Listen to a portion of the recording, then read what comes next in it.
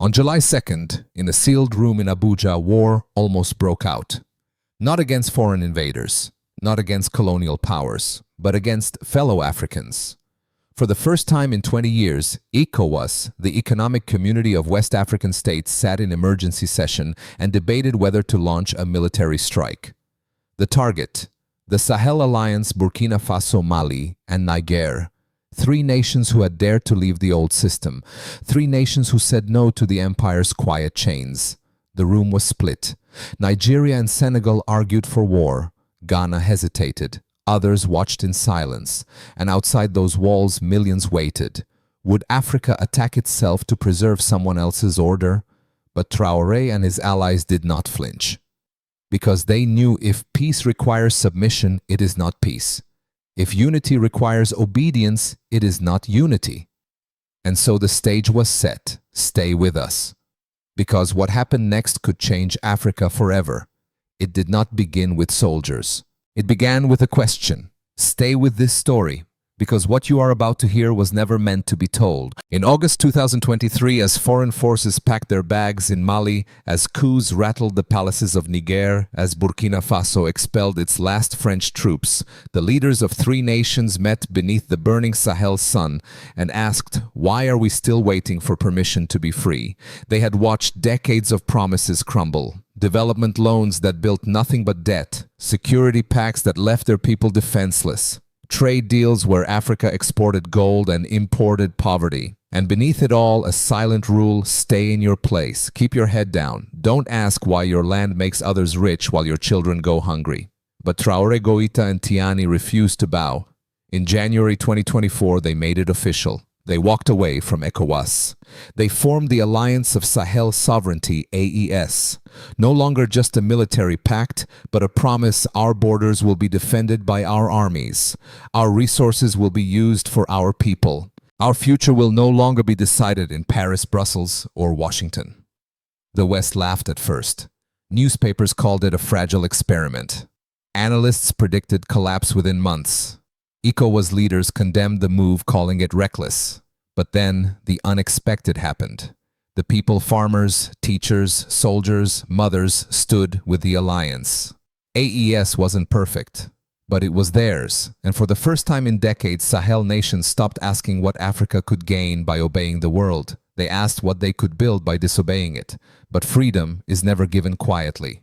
And soon the world would answer back with pressure, with isolation, and with something far more dangerous: division. But Traoré had prepared for that moment his whole life. The first blow did not come from tanks, it came from banks. Almost overnight, foreign lenders pulled out of Sahel markets. Development projects were paused. Loans from the IMF and World Bank vanished into bureaucratic delays. International companies suspended operations, claiming regional instability. Medicines sat in warehouses waiting for approvals that never came. It was a siege without a single bullet fired. ECOWAS leaders called it economic responsibility. France called it a necessary precaution. The EU issued statements about restoring democratic norms. But to the people of Burkina Faso, Mali, and Niger, it felt like punishment for daring to dream. Traoré, Goïta and Tiani didn't wait for pity. They moved. They launched Operation Security Self-Reliance, a strategy built on three pillars. First, the military. The armies of Burkina Faso, Mali, and Niger unified under joint command. For the first time in modern West African history, three national armies trained, deployed, and planned as one. On June 15th, they held the largest Sahel military exercise ever conducted. They called it Sahel Shield. No foreign advisors, no Western trainers, just African soldiers defending African soil. Second, the economy. AES governments banned the export of strategic resources to nations imposing sanctions. Gold, uranium, and oil shipments were redirected to new partners: Russia, Turkey, Brazil. Small but symbolic. Third, the people. This was where Traoré's vision became clear. He knew weapons alone wouldn't win this battle. Hearts would. They launched the Sovereignty Week, a grassroots movement spreading through villages and cities. In every school, every mosque, every church, people gathered to speak one word: freedom.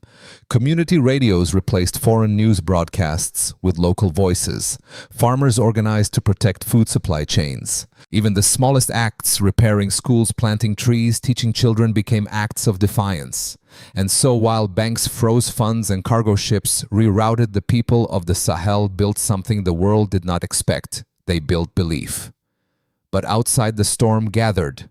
Nigeria, once a regional big brother, now pushed ECOWAS towards military action. Ghana hesitated, caught between fear of war and fear of appearing weak. Senegal, facing elections, shifted positions with every passing week. In Paris and Washington, diplomats spoke in circles. They didn't understand how these small, poor countries were still standing. How were they not begging for aid? How were they not collapsing? They didn't understand because they didn't believe in what the Sahel people had discovered. You can starve a government of dollars, but you cannot starve a people who have found purpose. Traoré spoke of this in a midnight address broadcast across the Sahel. They took our wealth, but we still have our hands. They silenced our leaders, but we still have our voices. They expect us to fall. But we rise not because we are strong, but because we are tired of falling. If you've ever wondered why the world fears in Africa that rises alone, drop a word below, that your ancestors would understand hope. Still standing. Amen.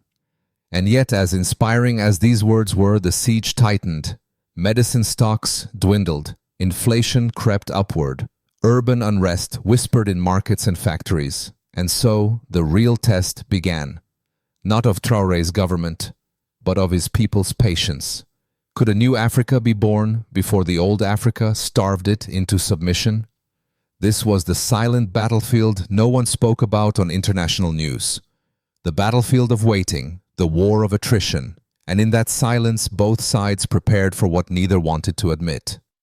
The storm was coming, but the Sahel, they whispered, had faced storms before. The world expected them to answer sanctions with weapons, but the first shots fired by the Sahel Alliance were not bullets. They were words, they were songs, they were prayers whispered in the dawn. While ECOWAS debated invasion plans, Traoré, Goïta, and Tiani turned to something far more dangerous than tanks' belief. In every village, every dusty roadside, radio stations broadcast the same message. We are not waiting for rescue, we are building our own. Farmers gathered in community meetings organizing food reserves. Teachers stayed in classrooms without pay, turning chalk into hope. Mosques and churches rang the same bell, calling not for war, but for dignity. It was called the People's Front Line. And it terrified the empire more than any army ever could. Because what do you do with the people who are no longer afraid of losing what they never truly owned? What do you threaten them with when they have already buried generations stolen by poverty? Traoré traveled without escort to villages untouched by roads. He listened to miners who now owned the gold they dug from the earth.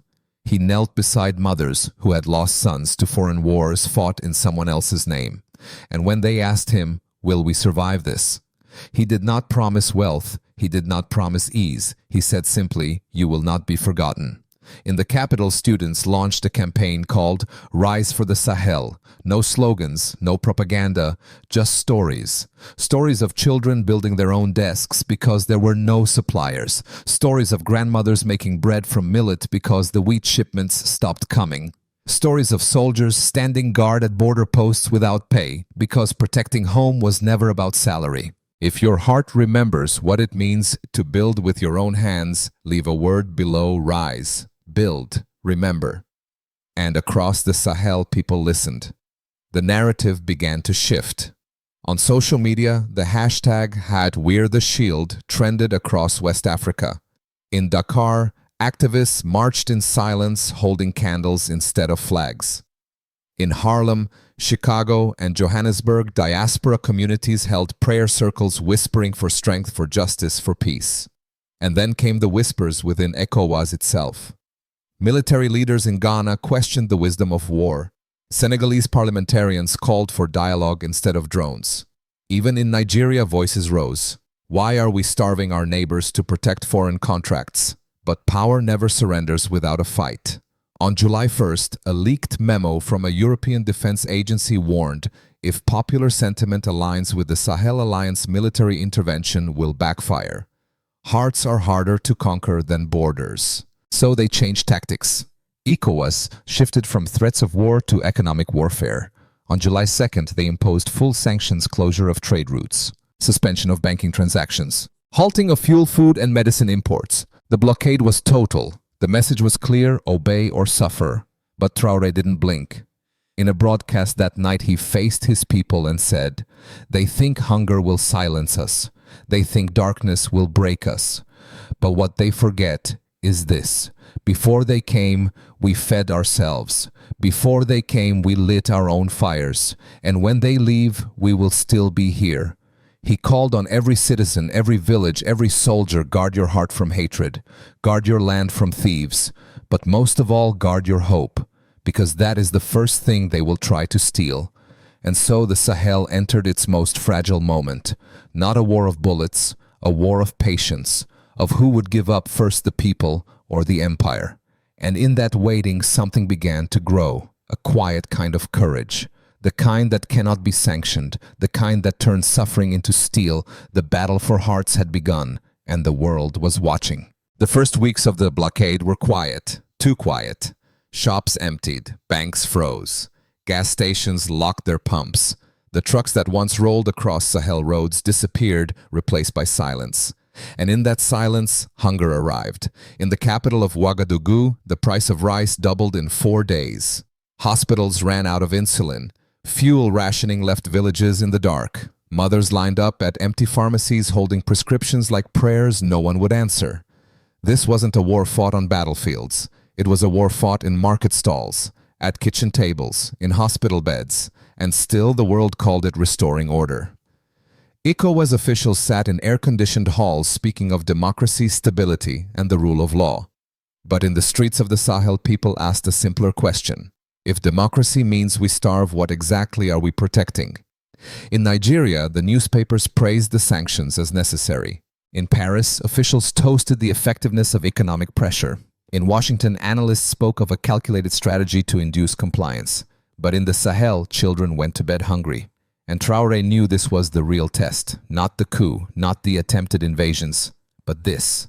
Would his people still believe when their stomachs emptied? Would they still stand when the lights went out? He faced them in a public square, no stage, no podium, just a man standing in dust surrounded by his people. "I will not lie to you," he said. "We are suffering. But ask yourselves, why are we suffering? Because we chose to own our gold, because we chose to defend our land. If so, then this suffering is not shame. It is the price of our freedom. They tried to starve the body, hoping to starve the spirit. If your soul still stands, leave a mark. Resilience, still here. Amen." His words spread like wildfire. Across villages, communities organized food-sharing networks. Elders reopened abandoned wells. Fishermen taught inland farmers how to dry and preserve fish. Volunteers smuggled medicine through forest paths where no sanctions could follow. But even as the people resisted, the empire turned the knife.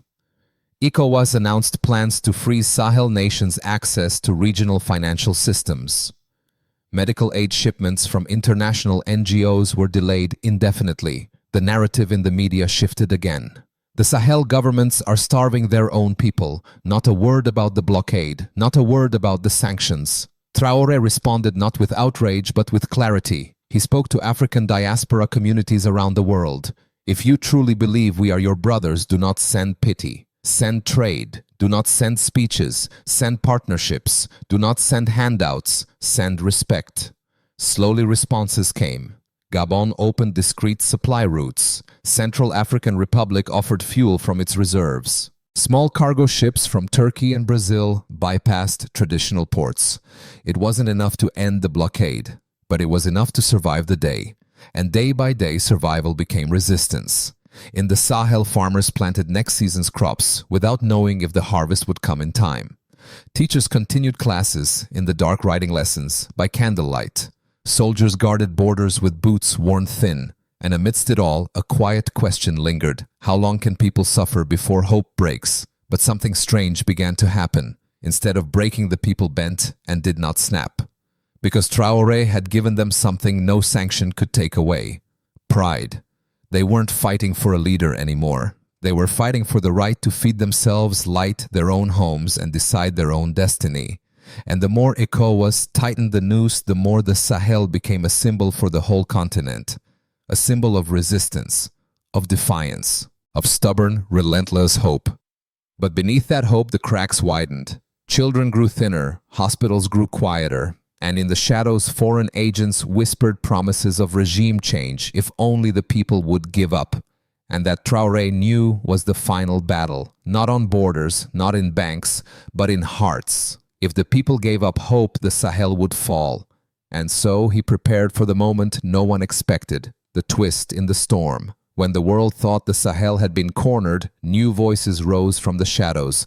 On July 15th in Libreville, Gabon broke its silence. A simple statement, no fanfare, no press conference, just a single line: "We will not stand by while Africa starves itself to please foreign banks." And with that, the first crack in the blockade appeared. Behind Gabon came whispers from Central African Republic, from Congo-Brazzaville, even from Equatorial Guinea. Countries tired of playing both sides. Countries tired of waiting for permission to breathe. Quietly, discreetly, they opened trade routes. Fuel trucks crossed forgotten border roads. Medical supplies bypassed sanctioned ports. Basic goods flowed once again, slow, fragile, but real. It wasn't enough to rebuild the economy, but it was enough to survive the storm.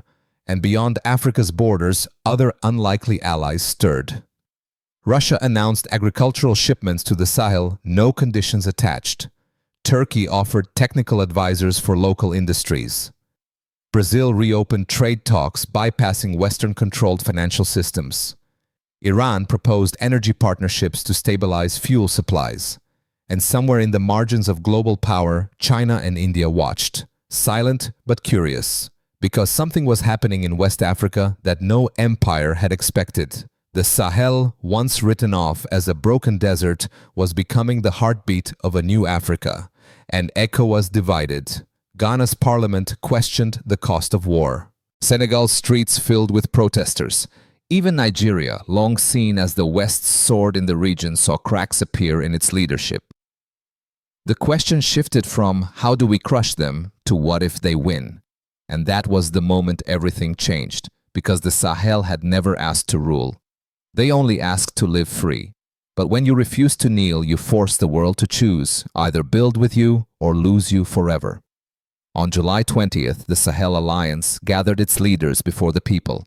No military parades, no declarations of war, just one message: the sanctions will not break us, hunger will not own us, and isolation will not erase us, because we have each other, and that is enough to begin again. And in that moment, the world saw it. The West had expected resistance, but what rose instead was something far more dangerous: resilience. The storm had come, and the Sahel was still standing. If you believe storms pass but people endure, share your word below together. Awake, unbroken. And so the Sahel stood, not untouched, not unscarred, but unbroken. In the villages of Burkina Faso, children wrote their first words beneath dim lights, powered by their nation's own gold. In the markets of Niger, farmers sold crops grown without foreign aid. In the schools of Mali, young minds no longer studied how to flee Africa. They studied how to build it. Traoré didn't claim victory. He simply walked among his people and whispered, "We are still here." No flags were planted. No enemies conquered. But in hearts, once silenced by fear, a new fire burned. And beyond the Sahel, others felt its warmth. In Gabon, in CAR, in Congo, even in distant lands, Detroit, Lagos, Kingston, Johannesburg, where the descendants of Africa watched and whispered, "If they can stand, why can't we?"